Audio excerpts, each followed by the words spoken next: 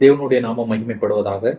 கிறிஸ்தியேசுவின் நாமத்தினாலே சகோதர சகோதரிகள் உங்கள் யாவருக்கும் என் அன்பின் வாழ்த்துதலை தெரிவித்துக் கொள்கிறேன்.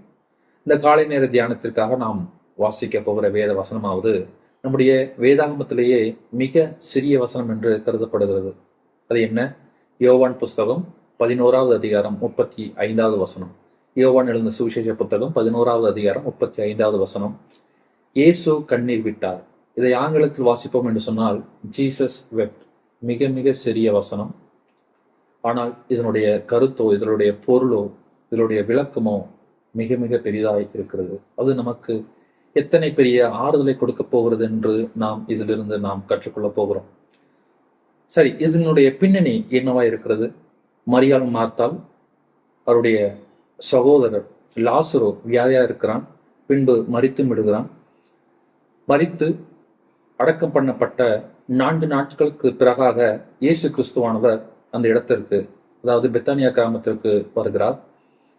அவரை எதிர்கொண்டு போய் அவருடைய சகோதரிகள் மரியாள் மற்றும் மார்த்தாள் கூட வந்த யூதர்களும் கண்ணீர் விட்டு அழுதார்கள் என்று நாம் பார்க்கிறோம். ஆம் பிரியமானவர்களே, அந்த நேரத்தில் இயேசு கிறிஸ்துவானவர் அவர்களை கண்டு அவரும் கூட கண்ணீர் விட்டார் என்று நாம் பார்க்கிறோம். அவர் ஏன் கண்ணீர் விட வேண்டும்? அவருடைய சீஷர்களுக்கு முன்னமே அவர் அறிவித்திருந்தாரே. இதே அதிகாரம் 11வது வசனத்திலே நாம் எப்படியாக வாசிக்கிறோம், லாசருவை நான் எழுப்ப போகிறேன், அவன் நித்திரையா இருக்கிறான் என்று. அப்போ எழுப்ப போகிற லாசருவை நினைத்து அவர் ஏன் அழ வேண்டும்?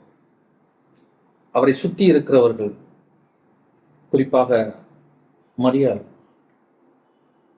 அவருடைய கண்ணீரை கண்டு அவருடைய துயரத்தை தன்னுடைய துயரமாக அவர் ஏற்றுக்கொண்டு அவளோடு கூட சேர்ந்து கண்ணீர் விட்டார் என்று நாம் பார்க்கிறோம்.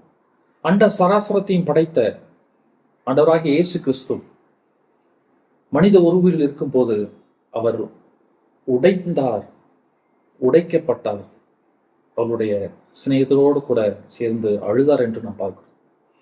இது நமக்கு எதை காட்டுகிறதாக இருக்கிறது? அவருடைய குணாதிசையை காட்டுகிறதாக இருக்கிறது.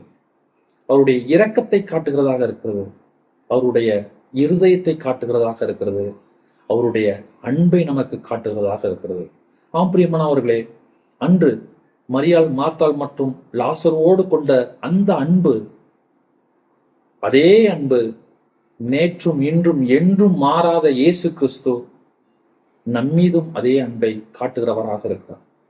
நம்மளுடைய துக்கத்தையும் அவர் ஏற்றுக்கொள்ளுகிறவராக இருக்கிறார். நம்மளுடைய துயரங்களையும் நம்மளுடைய சந்தோஷங்களையும் அவர் பகிர்ந்து எடுத்துக்கொள்ளுகிறவராக இருக்கிறார். இந்த காலை நேரத்திலும் கூட இதை கேட்டுக்கொண்டிருக்கிற பிரியமானவர்களே, நீங்கள் ஒருவேளை என்னுடைய கண்ணீரை யார் காண்பார், என்னுடைய கவலைகளை யார் கேட்பார், என்னுடைய துயரத்தை நான் யாரிடத்தில் சொல்லுவேன் என்று நீங்கள் கேள்வி கேட்டுக்கொண்டிருப்பீர்களானால் இந்த செய்தியானது உங்களுக்கு ஆறுதலை ஊட்டக்கூடியதாக இருக்கிறது. எப்படி என்றால், நம்மளுடைய கண்ணீரையும் கவலைகளையும் துயரங்களையும் அவர் பயிரக்கூடியதாக இருக்கிறார். பயிர்வது மாத்திரமல்ல, அதற்கு சொல்யூஷனையும் அதற்கு தீர்வையும் நமக்கு கொடுக்கிறவராக இருக்கிறார். இதை அடுத்து நாம் பார்க்கிறோம், மரித்த லாசருவை, அடக்கம் பண்ணப்பட்ட லாசருவை உயிரோடு கூட எழுப்பினார் என்று நாம் பார்க்கிறோம். அந்த தேவன், அதே மாறாத தேவன், நம்முடைய தேவன், நம்மோடு கூட இருக்கிற தேவன், நமக்காகவே ஒரு தேவன் இருக்கிறார் என்ற இந்த நம்பிக்கையோடு கூட இந்த நாளை தொடங்குவோம். அவருடைய நாமம் இன்றும் என்றும் சதா காலங்களிலும் மகிமைப்படுவதாக. ஆமென்.